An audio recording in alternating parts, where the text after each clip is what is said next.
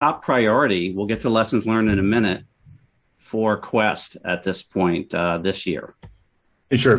If you talk to different individuals in the federal team at Quest, they'll have different priorities because they're agency focused and agency specific. Of course. Our team being the technologists, we're very focused on delivering our ability to help an agency move to manage to secure both their on-prem to hybrid and cloud native operating environments. Applications and services may change over time, but there's certain core fundamental things that actually have to work as advertised.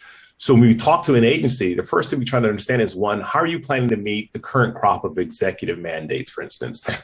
Those things deal with securing our nation. And quite frankly, if you just watch the news, it's painfully obvious that a lot of us are ill prepared, whether it's personally in your home network, whether it's an agency network or a corporate network. It's clear to see that there's a lot of work to do. When you look at the executive orders, quite frankly, and you break down all the different components, even if you break down zero trust, there's four things that always come to mind for me. And that is, one, do we actually know our users intimately? Who's on our network? What are they doing? Do we understand the data? Nick talked about, the fraud in the network, in healthcare, for instance, and how Snowflake addresses that. And when you think about all the data across all these platforms, and as Dr. May said, can we collaborate, talk to different agency partners? I remember the formation of DHS came about because of the fact that we couldn't collaborate and communicate as a country from an agency perspective to protect the country.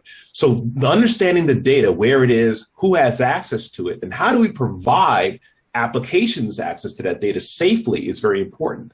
The third thing I think about is the number of nodes or endpoints that are interconnected across these government networks. That is daunting, quite frankly. And that's where, I think John talked about that, for instance, from a Palo Alto perspective of, how do you actually protect an endpoint, for instance? How do you know the right packets going to the right destination, for instance?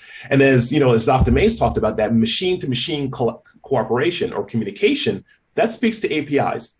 I don't know of anybody that's now obsessed, for instance, about the application ports per se, as we used to in the old days. It's now, what are the APIs being used, for instance? What service level integrations are actually going on? For a data application to work across multi-cloud in C2E, for instance, you've got to have some relative confidence that the right user, the right data, the right endpoint, for instance, and the API in use are all being used in the correct manner. So for us, the top priority is to help our federal agencies actually work within those architectural models to deploy zero trust, to give them access to both what they have in the legacy information databases and legacy systems, but move them forward into a cloud native infrastructure platform where they can get infrastructure platforms and software as a service in a service model, quite frankly, that will deliver the next generation of computing services to both our citizens as well as those who work within our federal agencies. Tall order, but that's what we're going to be working on.